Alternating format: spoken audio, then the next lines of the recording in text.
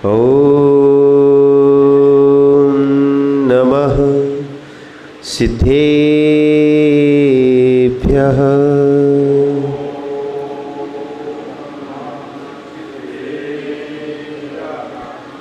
नमः श्रीवर्धमानाय निर्धूतकलिलात्मने सालोकानां त्रिलोकानां यद्विद्यादर्पणायते। नमो अरिहन्ताणं नमो सिद्धाणं नमो आयर्याणं नमो वज्रायाणं नमो लोहे सौविसाहुणम्।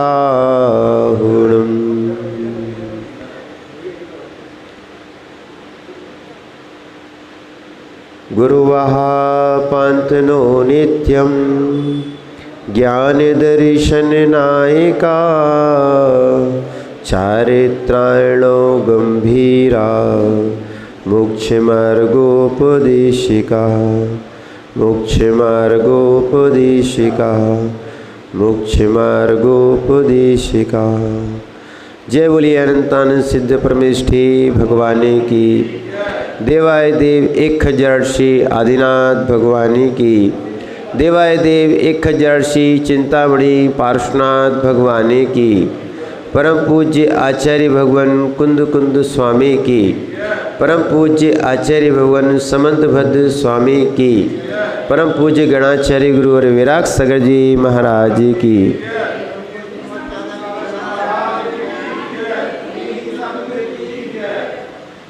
भो चेतनात्माओं,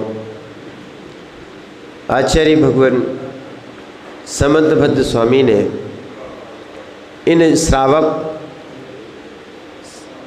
के लिए सम्यक ज्ञान का प्रकरण इस रत्नकर्ण श्रावकाचार के माध्यम से यहाँ पर रूपित किया है। और यहाँ बताया था कि प्रथमानुयोग जो ग्रंथ है उसको मात्र किस्से कहानी नहीं समझना, नहीं तो बहुत सारे लोग जो है इसको किस्सा कहानी समझते हैं। ये कथाएं हैं, काल्पनिक हैं।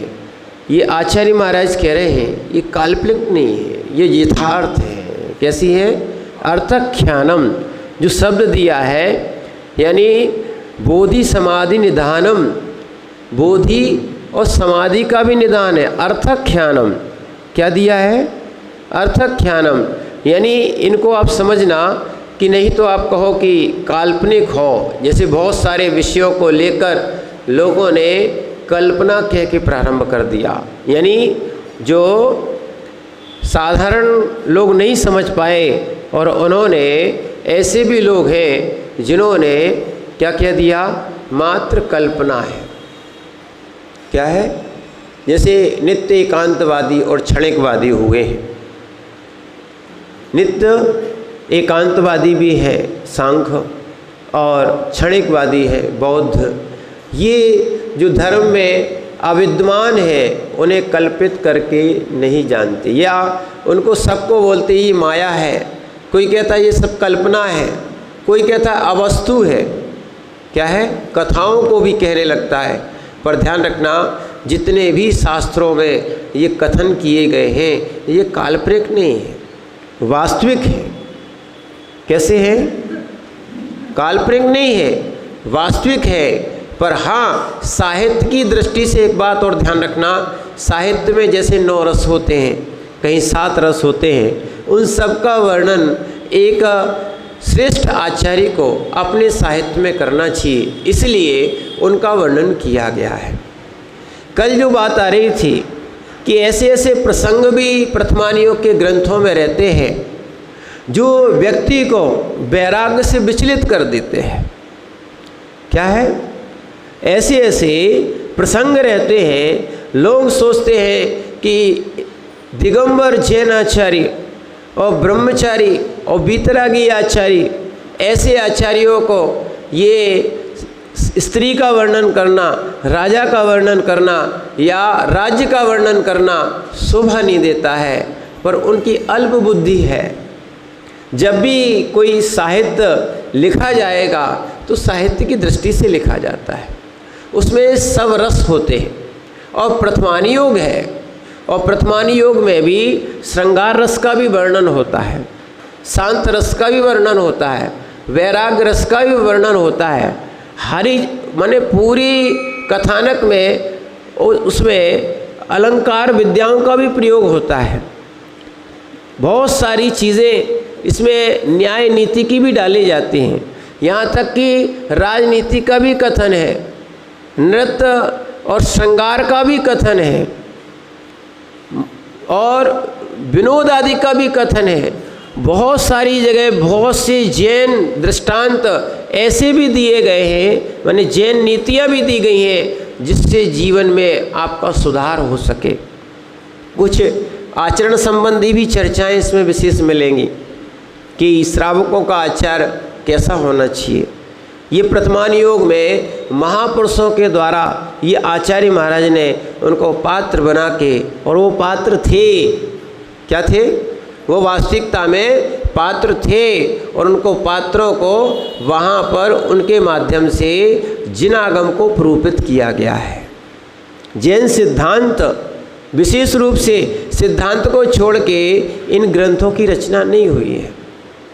जब भगवान की दिव्य देशना कृति है इन्हीं प्रथमान योग के ग्रंथ में, तो वही 7 तत्वों का कथन है, 6 द्रव्यों का कथन है, पंचास्तिकाय का कथन है, द्रव्यान योग आदियों का भी कथन है, वैराग्य की बात भी लिखी हुई है।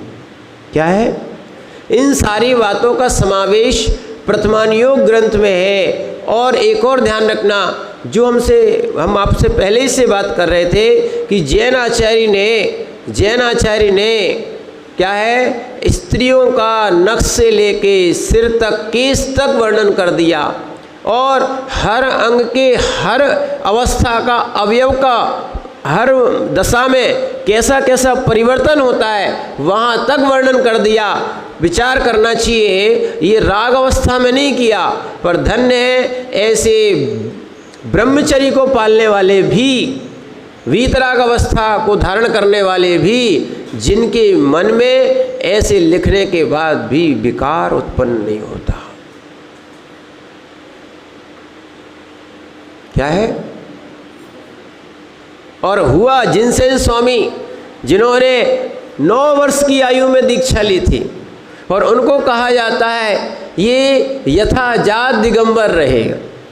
इन्होंने कभी बल्लू भैया वस्त्र ही नहीं पहने। क्या नहीं पहना सुभाष जी? ऐसे बच्चों की भी दीक्षाएं हो जाती थी। क्या है? जिन्होंने वस्त्र भी नहीं पहने। त्रिलोकचंद जी सोचो, ऐसे ऐसे जीव भी रहे जिन्होंने 9 वर्ष की आयु में दीक्षा ले ली, और फिर उन्होंने महापुराण लिखा है। क्या लिखा? महापुराण। वो भी मात्र ऋषभदेव का वर्णन है उसमें। ऐसे वो लिखने वाले थे। एक ही बात है, आदि पुराण कहें, आदिनाथ कहें, ऋषभदेव कहें और महापुराण कहें, ये सब पर्यायवाची नाम समझना। तो वहाँ पर उनके सामने एक प्रसंग आ गया। उन्होंने कहा आप बाल ब्रह्मचारी और 9 वर्ष में दीक्षित होने के बाद भी आपने ये कुछ देखा नहीं है, और उसके बाद भी स्त्री का ऐसा वर्णन कर दिया। बहुत सारे लोगों को प्रश्न था कि ये ब्रह्मचारी से रहते कि नहीं रहते। ठीक है, एक बार राज्यसभा बुलाई गई, और जिनसेन स्वामी उस राज्यसभा में पहुँचे, और जैसे ही वो पहुँचने के उपरांत उन योगी राज ने, उन दिगंबर यतिराज ने, धरती के देवता ने खड़े होकर प्रवचन किए। और खड़े होकर जब प्रवचन किए तो उसमें उन्होंने इसी साहित्य का प्रयोग किया। वास्तविकता में जैन साहित्य बहुत अनुपम है। क्या? हम लोगों का 2006 में पहला चतुर्मास मुनि अवस्था का तमिलनाडु में हुआ। वहाँ भी बता रहे थे जैन आचार्य के 3 साहित्य ऐसे ग्रंथ हैं जो अभी भी सिलेबस में चलते हैं, जैन आचार्य के द्वारा लिखित हैं। कई लोगों ने सोचा कि उनको निकाल दिया जाए, तो उनके साहित्य में ऐसा कोई ग्रंथ नहीं है जो उनके बराबरी का हो। ध्यान रखना, तमिलनाडु की बात बता रहे हैं। तमिल का व्याकरण दिगंबर आचार्य के द्वारा लिखित है, नहीं व्याकरण। और कुरल काव्य तो एक ऐसा महान ग्रंथ लिखा है, और बहुत से आचार्य, अगर कुंद कुंद स्वामी को भी कहो तो उनका भी 2 जगह उल्लेख मिलता है, वो तमिल के भी हैं और कन्नड़ के भी हैं। और कुरल काव्य तो 80 भाषाओं में कन्वर्ट हो चुका है। क्या 80 भाषाओं में चलता है। और अभी भी क्या है, वहाँ के शासन ने एक बार किसी ने उस पर किसी अन्य संप्रदाय की फोटो छाप दी थी, पर वहाँ की शासन ने स्पष्ट मना कर दिया कि ये कुरल काव्य दिगंबर जैन आचार्य का है, अन्य कोई आचार्य का नहीं है। इसीलिए ध्यान रखना, इस जैन ऐसे साहित्य में जैन आचार्यों का बहुत बड़ा योगदान रहा। पहले ये पाठ्यक्रम में बहुत सारे विषय महापुराण के, उत्तर पुराण के दिए जाते थे, पद्म पुराण के दिए जाते थे। तो इसीलिए उन आचार्य का जब वहाँ पर प्रवचन हुआ, भाषण हुआ, जब वो श्रृंगार रस पे आए तो बहुत सारे सामान्य लोग अपने आप को विचलित कर बैठे। और जैसे ही उन्होंने शांत रस पे आए, वैराग्य रस पे आए, बहुत सारे लोग जो है ना उन महाराज के साथ पीछे पीछे चलने लगे। यानी उनके इस माने वक्तव्य में इतना सुंदर रसों का वर्णन करते थे, इतना सुंदर सौष्ठव था, जिससे कि सामान्य व्यक्ति प्रभावित हो जाता था। और ये सारी बातों का उल्लेख सब अपने जिनागम में है। गृहस्थों को कैसे रहना चाहिए इसका भी पूर्ण वर्णन है। ध्यान रखना, ऐसे ऐसे ग्रंथ भी हैं, कभी आपने उनके नाम भी नहीं सुने होंगे, उनको पढ़ना तो दूर। उसमें सोने से लेके सारी क्रियाएं दी हैं, त्रिवर्णाचार। बस कुछ बातों से वो बाधित हो गया है, लोगों ने उसको बाधित माना है। उन्होंने जलांजलि की बात कही है। उन्होंने कहा जैसे गंधोदक को हम पूछते हैं, जल को ही तो है, एक जल से हाथ धोते को हम माथे पे लगाते हैं, ऐसी शांति कर्म के लिए जलांजलि देना चाहिए, उन्होंने लिखा। और वो भी क्या है, देवों के लिए नहीं, उन्होंने कहा शांति के लिए देना चाहिए, ऐसा उन्होंने, हमने पढ़ा था, वो लिखा है। उसमें गृहस्थोचित कैसे स्नान करना, कहाँ शौच जाना, कहाँ कैसा बाल कटाना, कैसे बच्चों को रखना, क्या संस्कार देना, बहुत सारी बातों का वर्णन जो है ना ये त्रिवर्णाचार में किया गया है। 3 वर्णों के लिए, क्षत्रिय, ब्राह्मण और वैश्य, 3 वर्णों के लिए वो अलग अलग बातों को उनको समावेश किया है। और वहीं से सूतक पातक का भी विशेष कथन मिलता है। तो ऐसे ऐसे आचार्य हुए जिन्होंने जिनागम के रहस्यों को उद्घाटित किया, क्योंकि वर्तमान में अपने पास थोड़ा सा जिनागम है। क्या है?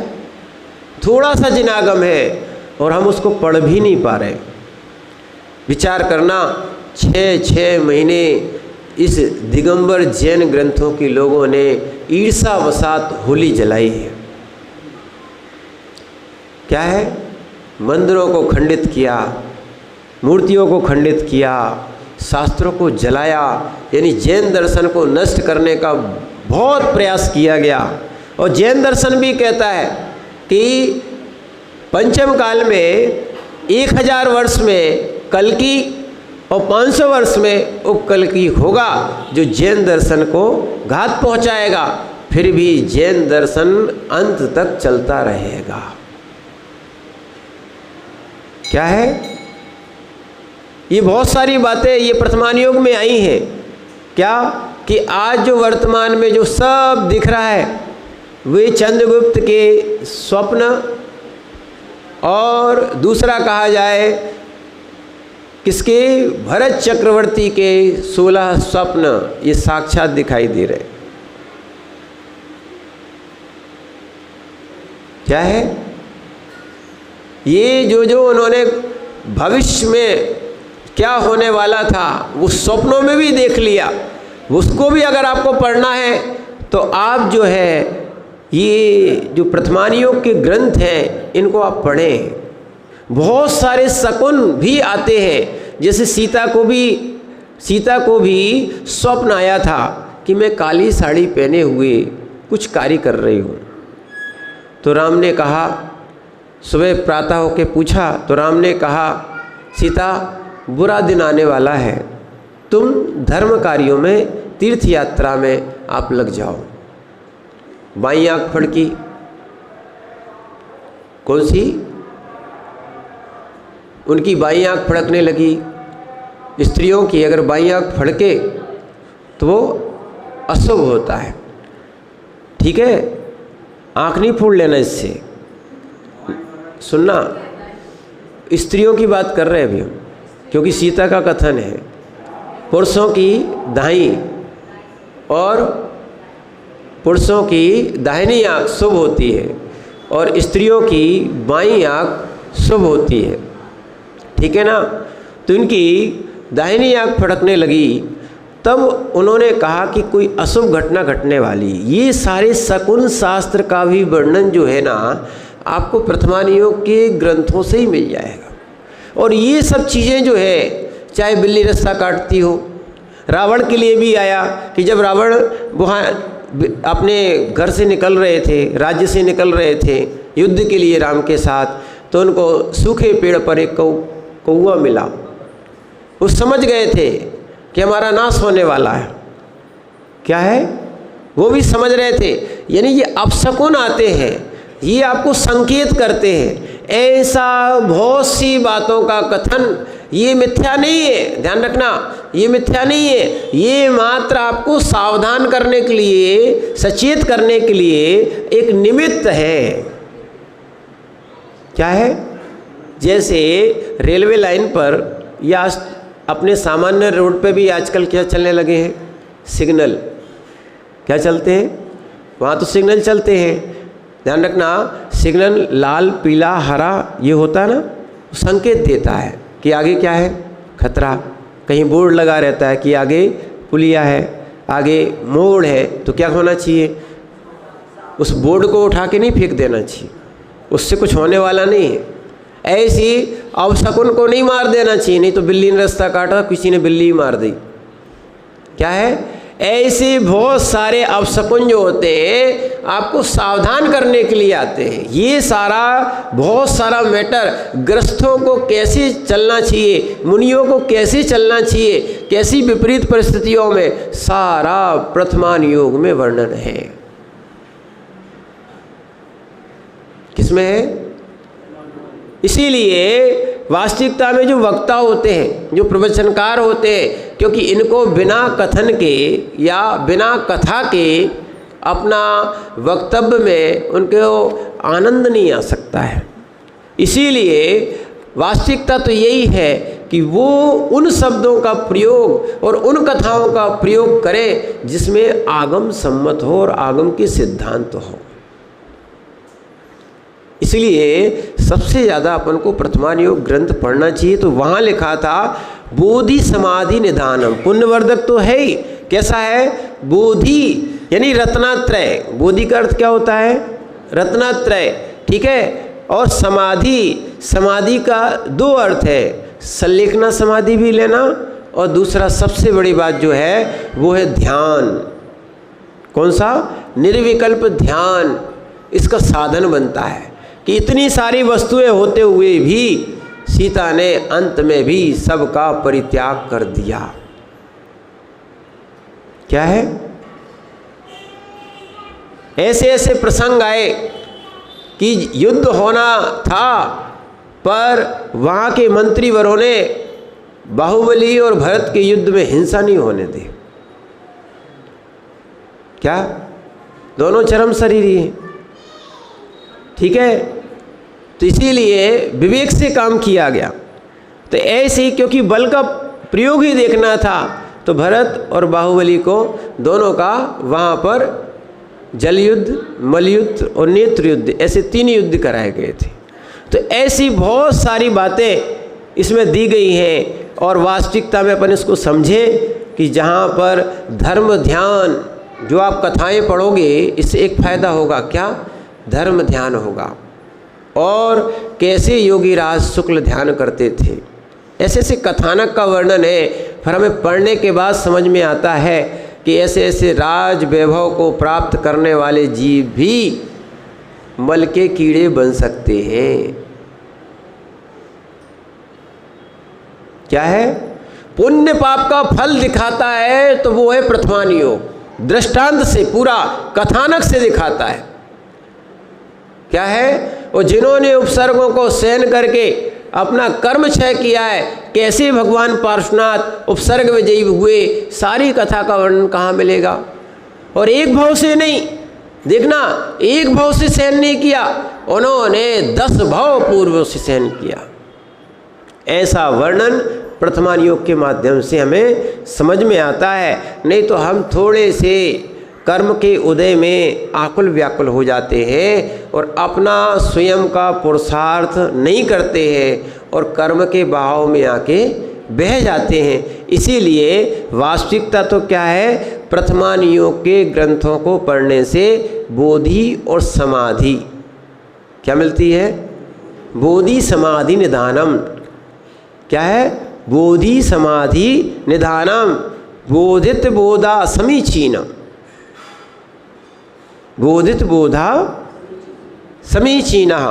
तो यहाँ पर बता रहे थे रत्नात्रय और समाधि और शुक्ल ध्यान की खान है, ऐसा प्रथमान योग को जानना चाहिए।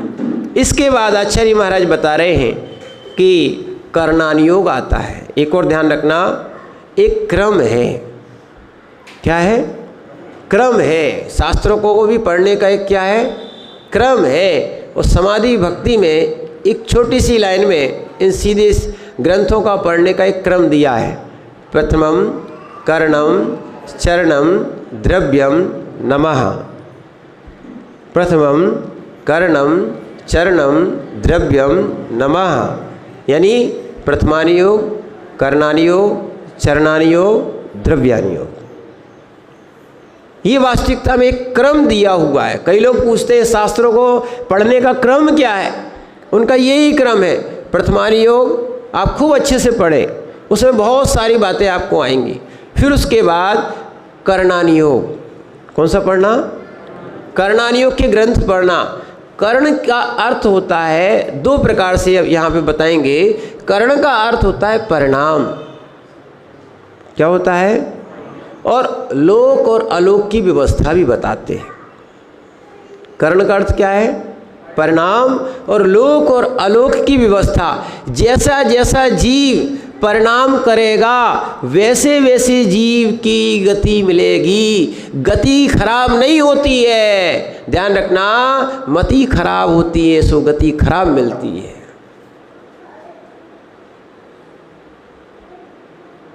वकील साहब, क्या है? मति खराब होती है, गति कोई खराब नहीं है। खराब गति मिलती नहीं है, दुर्गति होती नहीं है, पर मति खराब होती है। इसलिए क्या हो जाती है? गति खराब हो जाती है।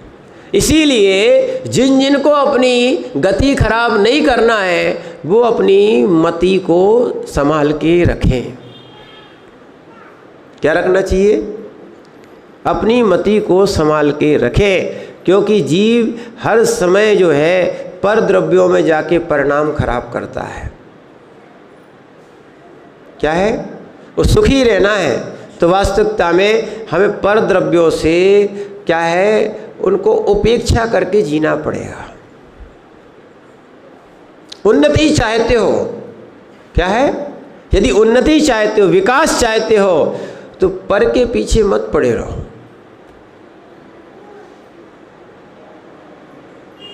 चाहे आप मोक्ष मार्ग में हो, चाहे आप संसार मार्ग में हो, क्योंकि पर का परिणमन उसके स्वयं के परिणाम से, स्वयं के कर्मों से है कि नहीं? उसकी बुद्धि उसके अनुसार ही चलेगी कि नहीं? ठीक है, हम निमित्त मात्र हैं, उनको समझा सकते हैं। समझ गया तो अच्छी बात, अगर नहीं समझा है तो भैया भगवान भी उनको नहीं समझा सकते। और हमने पर के निमित्त से अपनी मति खराब कर ली तो अपना विकास रुक जाएगा। क्या हो जाएगा? और अपना स्वयं का गुणस्थान बढ़ाना है, विशुद्धि बढ़ाना है, तो हमें पर के ऊपर से दृष्टि हटाना ही पड़ेगी।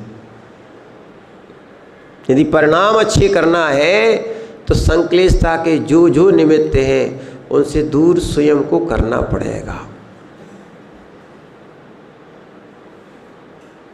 क्या एक दृष्टांत दें आपको। जैसे किसी के घर में आग लग जाती है, क्या है, तो सबसे पहले वो क्या करता है? अब बुझना है नहीं तो फिर क्या करेगा? क्या करेगा? अब ये बताओ, कीमती वस्तु लेके भागेगा, माना कि वो भी नहीं बचा सकता है, परिवार को भी बचाने का प्रयास करेगा। जब परिवार के भी नहीं बचेंगे तो फिर क्या करेगा? क्या करेगा? सबसे पहले क्या करेगा? वो सब व्यक्ति एक ही काम करते हैं, सबसे पहले अपनी रक्षा करते हैं। यहाँ तक कि अपनी रक्षा करते हैं। जैसे आग से, देखना, जैसे आग से जीव सबसे पहले अपनी रक्षा करता है। जब अपनी रक्षा हो जाए फिर दूसरों को निकालने का, धन आदि निकालने का, जितना होता है उतना बचाने का प्रयास करता है। ठीक है ना? ऐसे जीव को, जैसे देखना, व्यापार में भी ऐसे ही करते हो आप। व्यापार में अपना धन किसी को नहीं बताते। बताते क्या? अपनी उन्नति, अपनी बहुत सारी वस्तुएं आप किसी को देते क्या? बताते क्या? नहीं बताते। ऐसी वास्तविकता तो ये है, अपने अंदर का कल्याण जीव को, अपनी विशुद्धि का कल्याण या अपनी विशुद्धि का हनन नहीं करना चाहिए। जैसे अपनी संपत्ति का हनन नहीं करते ना आप,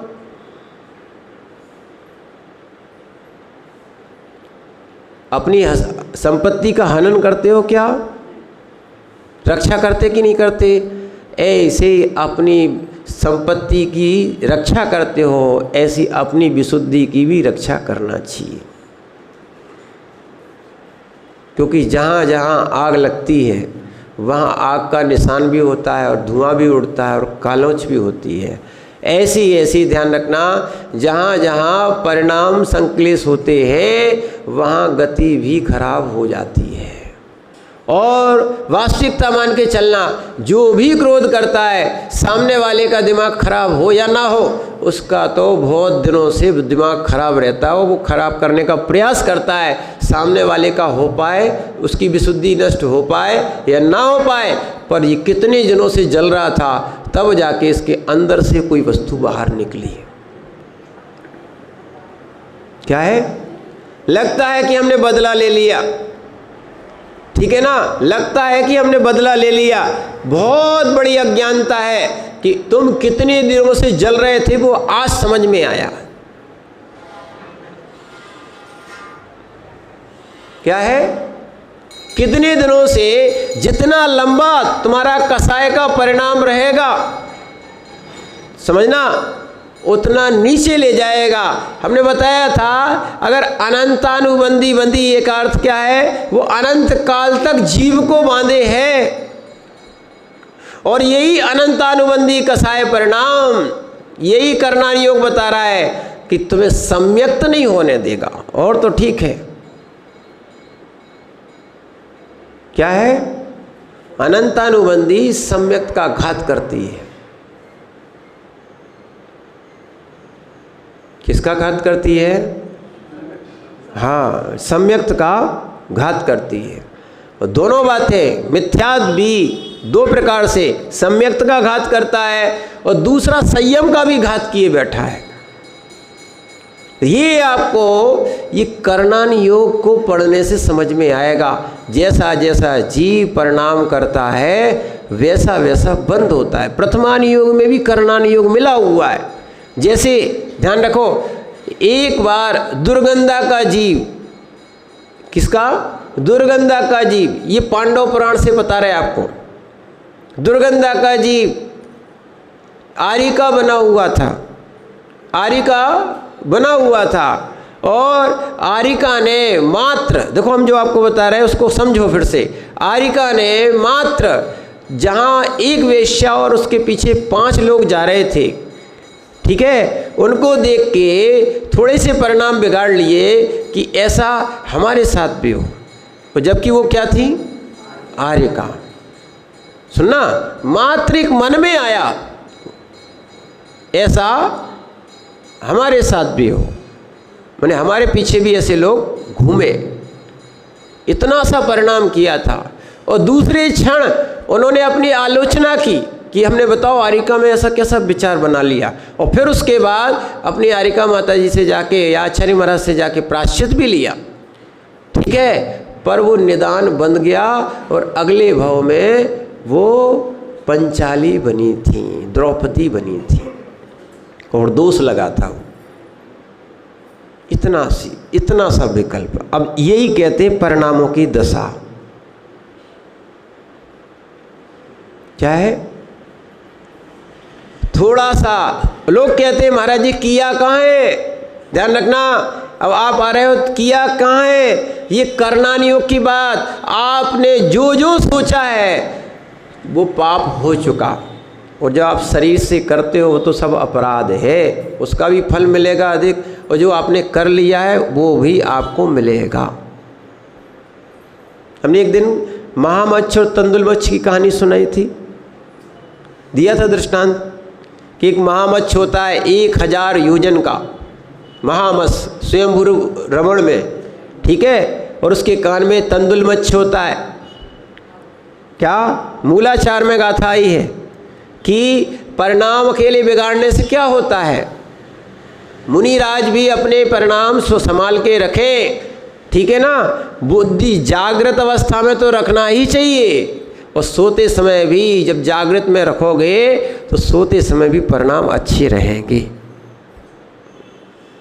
और जो व्यक्ति जागृत अवस्था में परिणाम को सुधार के नहीं रखता है, पुरुषार्थ नहीं करता है, तो फिर सोते अवस्था में तो आएंगे ही आएंगे। कभी कर्मोदय के कारण हो सकता है विपरीत परिणाम आ जाए, फिर भी जीव उनका प्रायश्चित लेता है। तो बता, इतनी सी इच्छा करने से निदान बंद हो सकता है। इसीलिए अशुभ का निदान नहीं करना चाहिए। क्या नहीं करना चाहिए? अशुभ का निदान नहीं करना चाहिए। थोड़ी सी वस्तुओं को देखकर तुरंत परिणाम खराब मत करो। इसलिए करणान योग ग्रंथ आपको ये समझा रहा है। यहाँ पर आचार्य महाराज 44 नंबर के श्लोक में लिखते हैं, लोकालोक विभक्ति, लोकालोक विभक्तिर युग परिवर्तेश चतुर्गतीनां च, युग परिवर्तेश चतुर्गतीनां च आदर्शमेव तथा मति रवैति करणान योगम च। पढ़िए एक साथ।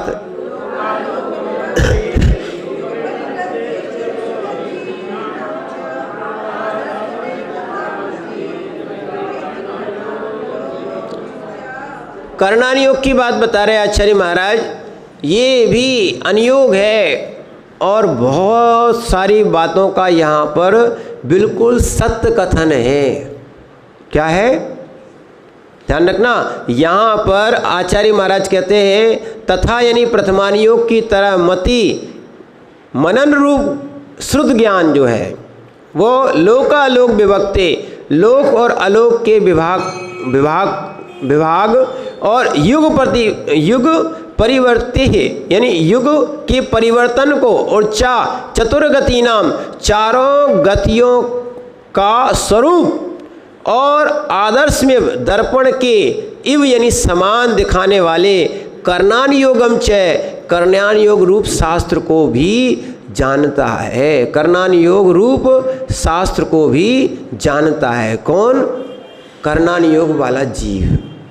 तो तीनों माने लोक है, किसी के द्वारा बनाया नहीं है। ना तो वो शेषनाग पे है,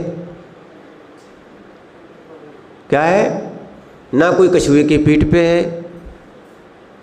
समझना आप बात को। लोक कैसा है? लोक कैसा है? पुरुषाकार है। वो तो ठीक है, पर लोक को कौन संभाले हुए है? ध्यान रखना, सेल्फ डिपेंड भी नहीं है। सुनना, आपने शैलेश भैया बच्चा कहाँ गया? अच्छा बैठा है ना, इसको एक फूकना दिया। फूकना आजकल आता है ना, एक बॉल रहती है छोटी सी, और फूकते जाओ तो वो क्या होता है? बॉल क्या होती है? ऊपर ही घूमती रहती ना, हवा में ही घूम रही है। यानी वायु के प्रेशर से वो क्या है, बॉल है ना, हवा में ही बहुत देर तक, और कई लोग अभ्यास कर ले तो हवा में घूमती रहे। अब कई लोग बोले महाराज चमत्कार हो गया, चमत्कार, देखो बॉल अपनी आप स्थिर स्थिर स्थिर स्थिर घूम रही है। अरे चमत्कार कुछ नहीं हुआ है, वायु का दबाव के कारण या वायु के कारण क्या है, ये बॉल हवा में घूम रही है। समझना है बात को। ऐसे ही लोक भी है, कोई शेषनाग पे नहीं है, ना कछुए की पीठ पे। समझना, लोक कहाँ है? लोक है बात वलय पे है। तीन बात वलय है, तीन। क्या है? तीन बात वलय है। और ये इसका प्रैक्टिकल जो है ना, अपन तो नहीं कर पाए, विज्ञान लोगों ने कर लिया ज़्यादा। क्या है? कितना भारी कोई ट्रक हो, गाड़ी हो, यहाँ तक कि मालगाड़ी तक में वायु भरी जाती है। क्या भरी जाती है? और जैसे ही वायु भर दी जाती है तो वो चीज़ हल्की हो जाती है। अगर ट्रक के टायरों की हवा निकाल दी जाए और उसी इंजन से चलाया जाए, नहीं चल पाता है। और उसी ट्रक में कुछ नहीं करना है, उस टायरों में वो हवा भर दी जाए और फिर उसको चलाया जाए, चलेगा नहीं, दौड़ेगा वो तो। कितना अंतर आ गया वायु का, देखना। तो जो अपन वायु का प्रयोग नहीं समझ पा रहे थे, वो यहाँ लोगों ने समझा कि जब लोक टिक सकता है तो संसार के छोटे मोटे वाहन क्यों नहीं चल सकते। और आपका तो प्रैक्टिकल होगा। रजनीश भैया साइकिल चलाई, साइकिल चलाई बिना हवा की और हवा वाली, अंतर आया? जब कम हवा होती है तो मेहनत लगती ना, और यदि वही हवा ज़्यादा भर दी जाए तो, है ना, और वही वजन कैसा होता है, हल्का हो जाता है। देखना हवा से देखो। तो इसीलिए जो लोक की बात कही गई है यहाँ पर, जैन दर्शन बहुत गहरा है। अपन तो समझते बस इधर की तरफ यहाँ चढ़ाओ, उधर की तरफ यहाँ चढ़ाओ, और बस दो चार बातें अपन ने सुनी सुनाई तो ये क्या हो गया, धर्म। वास्तविकता में जैन दर्शन पे रिसर्च हो रही है। क्या हो रही है? ये वो दर्शन नहीं है किसी को भी कोई आदमी बना दिया, किसी को कोई कान से उत्पन्न करा दिया, किसी को पेट से उत्पन्न करा दिया, है ना। क्या है? ये वो दर्शन नहीं है। यहाँ मिथ्या बातें एक भी नहीं है। समझ रहे हैं आप बात को? तो इसीलिए स्पष्ट क्यों लिखा, आचार्यों ने कह दिया भैया ना तो मिलाना ना इसमें जोड़ना, स्पष्ट पहले कह दिया सम्यक ज्ञान में, तभी। नहीं तो बहुत से लोग मिलावट वाले आए पर उनकी चली ही नहीं। क्या है? मिलावट वाले लोग आए, बहुत से लोगों को जैनाभास में डाल दिया। इसलिए क्या डाल दिया है? जैनाभास में, अर्थात जैन जैसे दिखते तो हैं पर वो जैन नहीं है। क्या डाला उसको? हाँ, आगमाभास, जैनाभास। ध्यान रखना। इसीलिए कोई कितना भी कहे कि पृथ्वी चक्कर लगाती है, नहीं, पृथ्वी घूमती है, नहीं, स्पष्ट लिखा है, अपने 3 अध्याय में आया है कि पृथ्वी के और सुमेरु के चारों तरफ ज्योतिष्व के विमान जो है ना वो घूमते, उनकी गलियां हैं, बाकायदा गलियां बताई, और सूर्य चंद्रमा ये सब वहाँ पर उनका, जबकि भरत क्षेत्र में अपने जम्बू द्वीप में 2 सूर्य और 2 चंद्रमा है। अभी सिद्ध नहीं कर पा रहे हो, जो आज आता है वो कल नहीं आता है। क्या है? हाँ, लोक का और अलोक का विभाग करने वाला।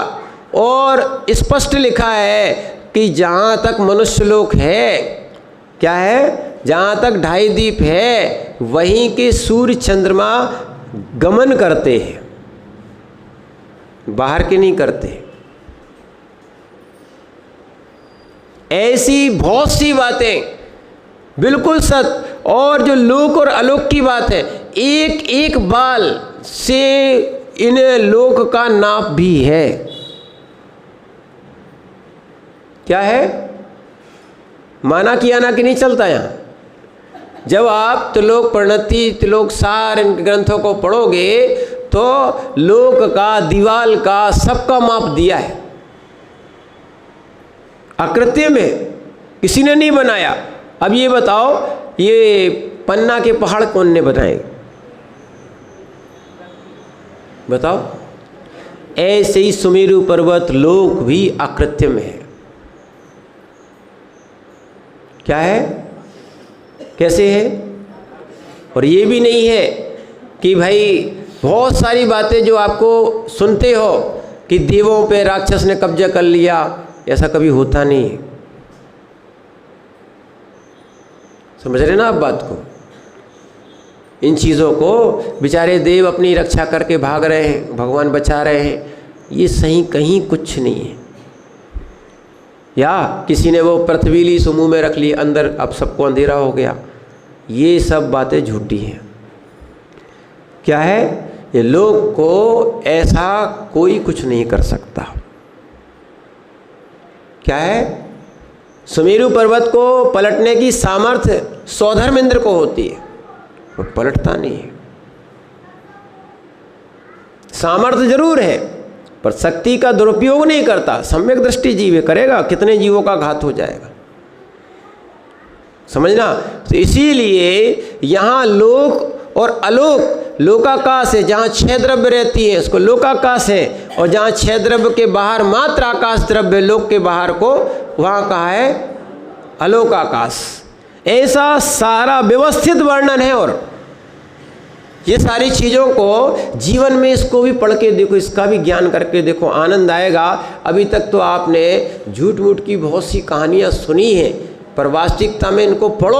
और फिर उसके बाद यहाँ पर युग परिवर्तन, हमने आपको पहले ही बताया था, भरत और ऐरावत के ऐरावत क्षेत्र के आर्यखंड में ही 6 काल परिवर्तन होते हैं। क्या है? कौन सी 6? कितने? अभी कौन सा काल चल रहा है? पंचम काल तो चल रहा है, तो उसका नाम क्या है? कौन सा काल है? नहीं, दुखमा काल। कौन सा है? कौन सा काल है? नवीन भैया कौन सा काल है? पक्का दुखमा काल है। कौन सा काल है? अब देखना, एक अच्छी बात बताएं आपको, दुखमा काल में आप सुख की कल्पना कर सकते हो, मिलेगा क्या? काल का ही नाम क्या है? रंग में। अब तुम खूब रंग मैंने बांटते रहो और खुश रहो, है ना। पर बताओ, दुखमा काल में सुख मिल सकता है क्या? नहीं मिल सकता है। सुखमा काल था जहाँ भोगभूमि जीव रहे। अब यहाँ पर जो कालों का परिवर्तन है, देखना, ये अभी 21,000 वर्ष का है। कौन सा? पंचम काल। छठवां काल भी आएगा जो अपने परिणाम नहीं संभालेगा। अब समझ में आएगा, जो आज मनुष्यों को देख देख के आपस में राग द्वेष कर रहे हैं, फिर उनको छठवें काल में अगर मनुष्य हुए जाना पड़ेगा, वे मनुष्य को खाएगा। जैसे अपन कहते हैं ना, ऐसे ऐसे घूर रहे हैं जैसे खा जाएंगे। हाँ, छठवें काल में जरूर खा जाएंगे लोग। इतने इतने से मनुष्य रहेंगे, कितने? एक हाथ बराबर। और मनुष्य को खाएगा। क्या खाएगा? जब तक ये निर्गंथ योगी है, क्या है? जब तक निर्गंथ योगी है, पंचम काल के अंत तक, है ना, तब तक अग्नि रहेगी। और जैसे ही निर्गंथ योगी समाधि लेंगे, उसके कुछ दिनों के बाद अग्नि समाप्त हो जाएगी। ये मनुष्य हाँ कच्चे खाएंगे, वहाँ माता पिता का कोई भेद नहीं रहेगा। जैसे जानवर रहते ना, वैसे नंगे रहोगे और ऐसे ही खाओगे। जिनको परिणाम खराब करना है वो करनानियों को ना पड़े, ठीक है ना। इसीलिए परिणाम समझो। अगर फिर मनुष्य गति मिली तो आज वैसे ही बहुत से देश हो गए, नहीं आ रहा लोग, अरे जिंदा कीड़े खा रहे, जिंदा सांप खा रहे, जिंदा केकड़े खा रहे, और जिंदा बच्चे भी खा रहे। भ्रूण के जो बच्चे आते हैं उनको भी खा जा रहे। ऐसे जीव सोच लो आगे चलने वाले। और ऐसे देशों से भैया संपर्क कम और सामान कम रहना चाहिए। क्योंकि एक और बात ध्यान रखना, आज अच्छे से बात सुन लो आप, ऐसे व्यक्तियों से क्या है, सामान खरीदना चाहिए जो हिंसक ना हो। क्योंकि तुम्हारा द्रव्य उनके पास जाएगा और फिर वो जो है ना, सुनो, भले महंगा मिले दे देना, पर कम से कम वो दान करेगा और जिनायतन में लगा देगा या अच्छे से करेगा। पर वो पैसा तुम्हारा, समझना, वो पैसा मांसाहार आदि में जाएगा, कोई जीवों को हनन करेगा, तो बताओ कितना दोष लगेगा। इसलिए भारत की वस्तु अभी लेना, सबसे पहले अपना जैन श्रावक भी देखना क्या है। और एक और बात छोड़ देना, क्या है कि कहीं जैन श्रावक मिल जाए उसका सहयोग करना। ये नहीं कि पहली बार मिल गया है, रिश्तेदार भी है, जितना अपन उसको बना ले तो बना ले। दया, थोड़ा सा समझ करो। क्या करो? थोड़ा समझो, ये धर्म है, अन्यथा फिर आपको भोगना पड़ेगा। इसीलिए यहाँ पर क्या है, युग परिवर्तन जब आएंगे, उनको भी पढ़ना हो विशेष रूप से। तो पहले काल कैसा था? भोग भूमि का था, दूसरा भी तीसरा भी भोग भूमि था। यहाँ पर 3 काल के बाद फिर कर्म भूमि प्रारंभ हो जाती है। क्या है? ये भरत और ऐरावत में ही है और कहीं नहीं है। क्या है? बाकी तो शाश्वत कर्म भूमि और शाश्वत भोग भूमियाँ हैं। कैसी है? शाश्वत कर्म भूमि और शाश्वत भोग भूमियाँ हैं। इसीलिए ध्यान रखना, क्या फिर चारों गतियों का स्वरूप क्या है? चारों गतियों का स्वरूप क्या है? कैसे जीव की गति मिलती है? जैसी मति होती है वैसी गति मिलती है। गति अच्छी चाहिए है, मति अच्छी कर लो।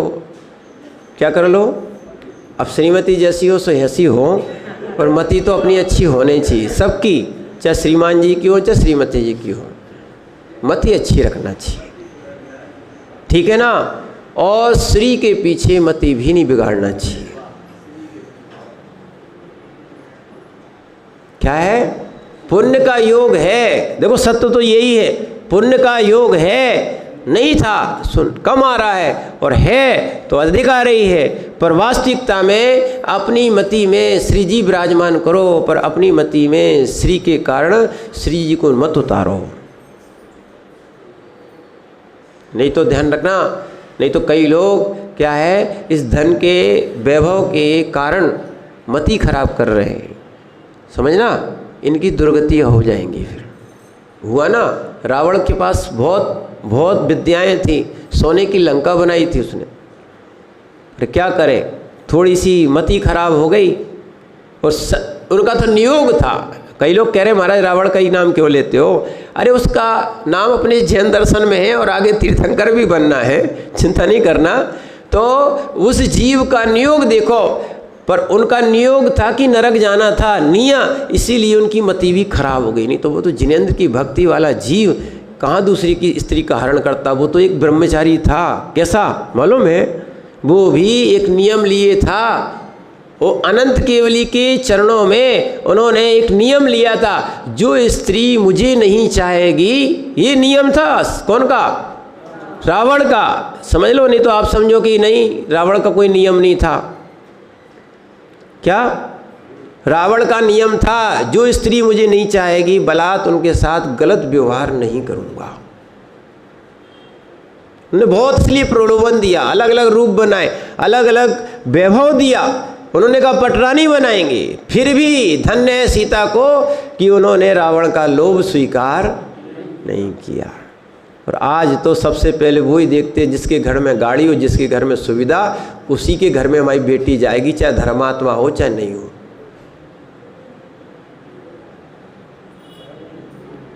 फिर चाहे वो रावण जैसा निकले, फिर संबंध टूट जाते हैं। समझो, अरे ये आवश्यक है, ये भी समझाना आवश्यक है। इसीलिए क्या है, अपन बहुत दृष्टांत तो देते हैं, पर इस करनानी योग को अंदर स्वयं लगाना है। क्या लगाना है? तो और कसायों का स्वरूप भी समझना है कि दीपायन जैसे मुनि, योगीराज, रिद्धिधारी क्या है, ऐसे महाराज कसाय के कारण क्या है, उन्होंने दूसरे को भी भस्म किया और स्वयं भी भस्म हो गए। इसीलिए इन मुनिराजों को भी बार बार अपने परिणामों को संभालना पड़ता है। बार बार प्रतिक्रमण करते हैं। क्या करते हैं? प्रतिक्रमण करते हैं। और आप तो प्रतिक्रमण करते नहीं हो, आप तो जितना बन सके उतना अतिक्रमण करते हो। क्या हो सकता है? इसलिए समय का अतिक्रमण ना हो, ठीक है ना, हम भी देख रहे हैं। इसीलिए परिणामों को संभालना बहुत आवश्यक है। करनानी योग से हमें परिणाम बहुत संभालना है। देखो, परिणाम संभाल लिए, शरीर संभाल पाओ या ना संभाल पाओ, संभलेगा भी नहीं, क्योंकि शरीर का परिणमन शरीर के अनुसार चलता है, पर तुम्हारे परिणामों का परिणमन अपने स्वयं के अनुसार चलता है। क्या है? और जो व्यक्ति अपने परिणाम को संभाल लेगा वो जीव भगवान बन जाएगा। क्या है? और जो व्यक्ति अपने परिणाम को नहीं संभालेगा, खूब आप खुद कहते रहो, खूब पूजाएं करते रहो, परिणाम नहीं संभाल रहे हो, खूब रात्रि भोजन कर रहे हो, ध्यान रखना पहला नरक का दरवाजा है, उसका नाम क्या है? रात्रि भोजनम। नरकः चत्वारि द्वारा प्रथमम रात्रि भोजनम। पहला क्या है? रात्रि भोजन। इसीलिए परिणामों को संभालने के लिए भी भोजन की शुद्धि आवश्यक है। आप ही लोग कहते हो जैसा खाओगे अन्न, समझ में आ रहा कि नहीं आ रहा? आप बिगड़ रहे हो, खाते जा रहे हो, बिगाड़ते जा रहे हो, फिर मन खराब हो रहा है, फिर परिणाम संभलते नहीं है। परिणाम को संभालने के लिए भी देखो, जितने भी मुनिराज हैं ये सब शुद्ध आहार क्यों करते?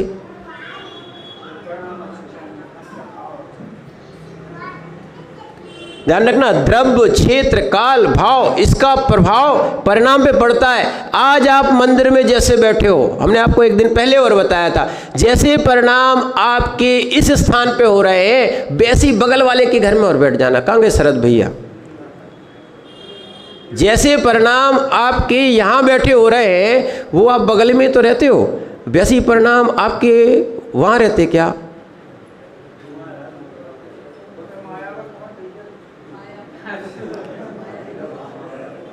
कितना अंतर है। देखो, द्रव्य का, क्षेत्र का, काल का प्रभाव पड़ता है, ऐसे ही भोजन का भी प्रभाव पड़ता है। इसलिए परिणाम को संभालने के लिए द्रव्य, क्षेत्र, काल, भाव, ये 4 प्रकार की शुद्धि रखना चाहिए, तो हम अपने परिणाम को संभाल सकते हैं। ऐसे हम परिणाम को संभालें और करनानियों को और पढ़ें, समझ में आएगा आपको कि वास्तविकता में हमने तो अभी छोटा सा कथन किया है, करनानियोग बहुत बड़ा है, बहुत सारे ग्रंथ हैं। है ना, धवला जी आदि सब इसमें करणान योग में आते हैं, सिद्धांत ग्रंथ जो है करणान योग में आते हैं। तो ये सारे समझें और अपना आत्म कल्याण करें, क्योंकि ये सब, एक और ध्यान रखना, ये सब जीव की अशुद्ध अवस्था का कथन करते हैं कि जीव जैसे परिणाम करेगा ऐसे संसार में परिभ्रमण करेगा। जो अपन ने पढ़ा है ना, गुण स्थान, मार्गणा स्थान, क्या है, जीव समास, ये सब का कथन कौन करेगा?